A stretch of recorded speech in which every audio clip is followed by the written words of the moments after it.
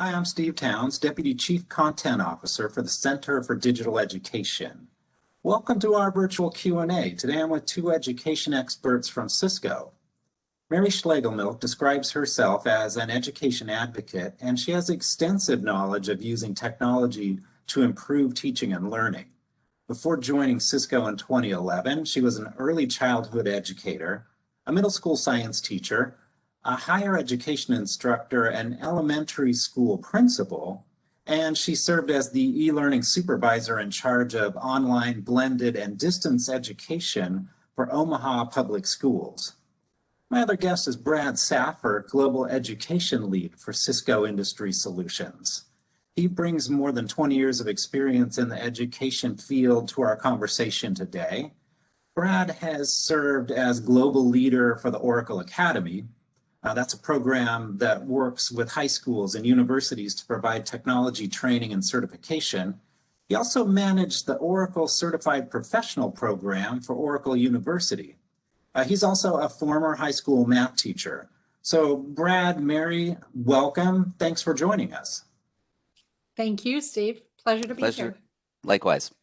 So for today's conversation, we want to focus on what the future looks like for the nation's community colleges, which I think we all feel are going to be instrumental in sort of helping the nation get back to work and fill a skills gap out there. So there's some big work for these institutions.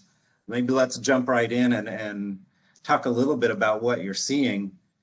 First question is, as the nation emerges from the pandemic, where do you see the priorities and opportunities for community colleges? I think the big piece that we're going to see is as we do emerge from this pandemic, we're going to need to reskill our workforce. And this is where community colleges are very well poised to be able to do this, in which they listen to the workforce of their community and know what they need to do to build programs for specific jobs for those particular communities. That is truly what I think is one of the number one benefits of our community colleges.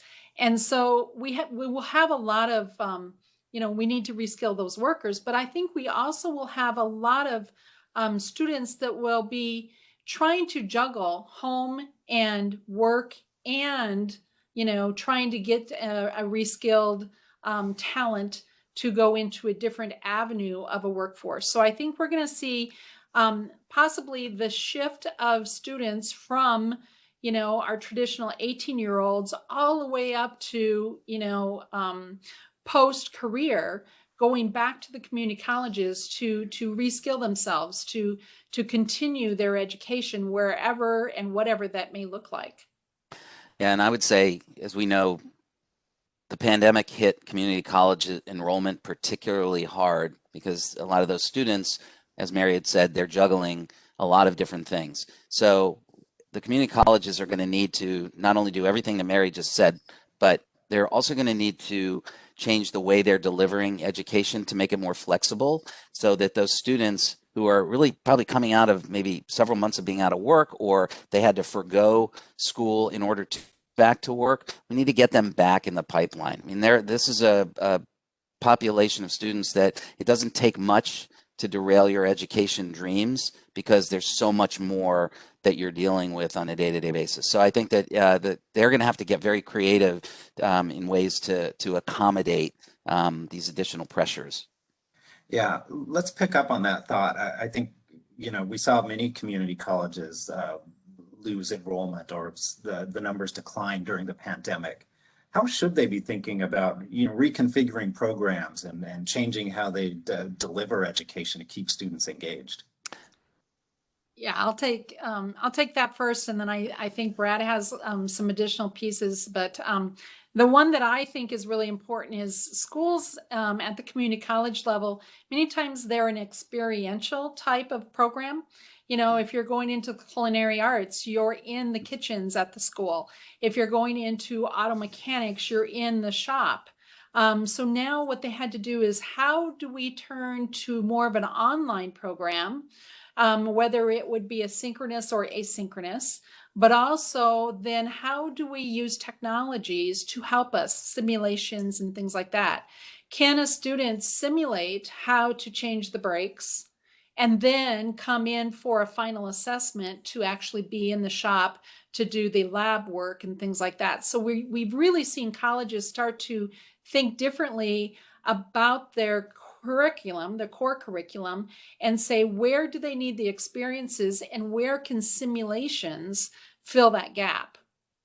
Brad? Yeah, perfectly said. I think that it goes along with what I would add, which is where can the community colleges shift what has been in person, whether it's sitting in a math class or even beyond just the types of courses that Mary was talking about, shift those asynchronous, self-paced, so that the time, if you're a student that really can't afford to spend a lot of time on campus, you can cut that down and make that time more valuable. So again, different models to accommodate different needs from the students. Maybe speaking of different models, talk about how new modes of instruction like micro credentialing that are emerging could be both opportunities and maybe potential competitors for community colleges. How institutions begin to shift to deliver those kind of courses? Absolutely. When we look at, and I'll just give an example from Cisco, of course, is our Networking Academy is a credential. It's a certification at the very end that you can get, like a Cisco certified network administrator type of credential. And that is really a powerful credential to have because it is demonstrating, it is telling people that you have the skill. Well, now what we're looking at is at those community colleges, they may have that program, but they would like to also give a badge along the way, a micro credential to say, hey, you've achieved a basic level, or now you've achieved the next level, so that you are rewarding, but also incentivizing students to help them keep kind of going along the path. But we're noticing that the stacking of credentials, many students, it's what incentivizes them to kind of branch out and to become more of a well-rounded student, and in the end employee, because they have stacked credentials from experiences that they have done within their coursework. Yeah, I think that the way to approach it is not see it as a threat, but as an opportunity. I think when Mary talks about the stacking of credentials, it's one of the best ways to keep a student engaged, because you have these manageable achievements that you can continue to get, right, and to achieve. So I say embrace them and make that part of the program. A lot of them are these schools are creating these micro credentials themselves. But I think it's the perfect opportunity for schools to keep students engaged. So with physical libraries closed in many places and more community college students obviously taking classes remotely, how are these institutions digitizing materials to ensure that students can still access them?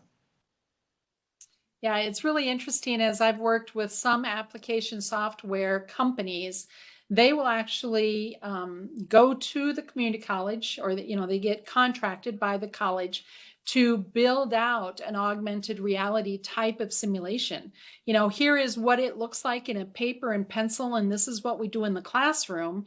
And the company's job is to turn that into some type of augmented virtual or a mixed reality type of simulation, so that students can practice from their home environment, or maybe they have a lunch hour at their job and they can say, hey, this will give me time to practice and get into an application, so that when I do go onto campus or I join my class via synchronous video, I'm prepared for class and I can be truly engaged. So we're seeing more companies adapt and transform learning modules using the technology, and they're really thinking forward. And I think it's really exciting for us as educators to not close our doors to say, oh, that's not available. Say, well, what is the art of the possible? How can we reimagine what a curriculum unit could look like?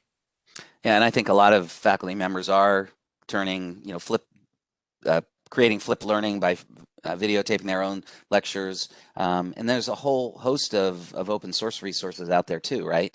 That one can leverage. They have to be curated. You can't just take anything. But I think that's one of the great things over the last, let's say, 10 to 15 years. There's been so much content that already has been digitized that can be leveraged for student support. And it's interesting, I mean, kind of based on a few of your earlier answers, it seems like there really is a role for emerging technologies like artificial reality, particularly at the community college level, where you have kind of so many hands-on courses, and this can be somewhat of a stand-in or supplement to that. Well, and I also think to kind of go with the skills that our students of today have is many of our students are gamers. They understand how to manipulate a gaming console and how to manipulate inside software applications. And so as even at the higher ed level, I've seen colleges of dentistry, I've seen colleges of medicine build out simulation type models for their doctors or their doctoral candidates to learn how to go into a surgery, whatever that may be. And so I think we're seeing more of that come down into the community college level as well, because they know that that's what's going to engage students, is to have those types of simulations. I also have worked with a company that has actually built what I called science kits. So if the curriculum requires certain, and I'm going to say basic, test tubes and chemicals and things like that, that when it's time for you to do that lab, the kit comes in a box to your house. You open it up on your kitchen table and the basics of safety in a lab environment, and you can actually do a lab that will help them understand the concepts right from your own home. So we're seeing some of that happen as well. So obviously a lot of this shift toward these, digital tools and digital learning really depend on that technology infrastructure.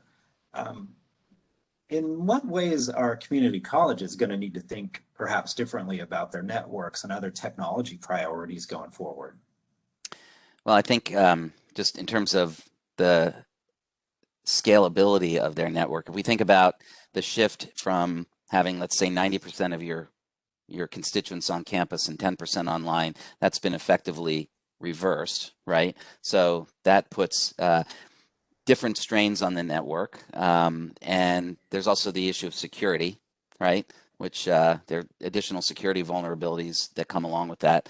But given all of the new models, when Mary's talking about AR, VR, all of these things require a network that can handle all of that and deliver a quality experience for students. Then also making sure they're thinking about extending that network, even into the community, because a lot of students now don't have access to the type of bandwidth they need to do all of these different things. So in some ways, I would just say it's a holistic approach from the network scalability and security standpoint. I'm sure Mary has some other things she might add to that. Yeah, and I think it's really interesting, as I've worked with some of the community colleges, they really embrace their community partners as they think about that access issue that their students may have. And it becomes a community solution to make sure that, do they have access where we need it, and extending it into the public areas.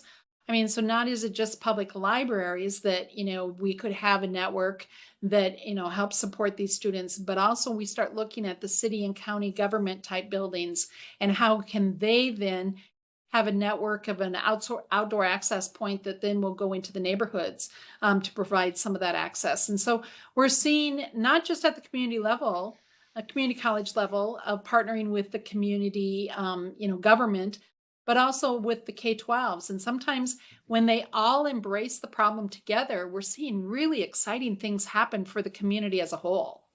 And finally, how do community colleges need to change their approach to cybersecurity? And, if we're moving toward this increasingly digital environment? Yeah, I think that this is an important piece that, through single sign-on, first of all, is, a student can access and make sure that the cloud applications as well as the applications that are on-prem are secure. So this is something that, is vital because of the data. The security of the student data is so important for our students. So they need to have that comfort that being online through a portal into the university or into that community college is going to be a secure place for them to be as well. But it's also stepping back into maybe their employers, because again, I always say community colleges are that place where we're embracing the whole community. And so they may be taking a class during their lunch hour at the employer. And so what does that employer have as a benefit of, into that back network? So is there going to be some cyber concerns that we're all thinking about? We'd like to all just believe that we have the Starbucks model and that everybody's safe. But we know that more and more we have to trust in the applications of the security of that student through the single sign-on. And the students need to be more wary of, am I signing in so that I'm in a secure spot, or am I on an open network? Those are some of those things that I think that it goes back to digital citizenship that we teach in 6th, 7th, and 8th grade. So are we at that same spot as we move students through their education career? Well, Mary and Brad, thanks so much for joining us. It's going to be an interesting year, and I really appreciate your insights around the future of these really important institutions.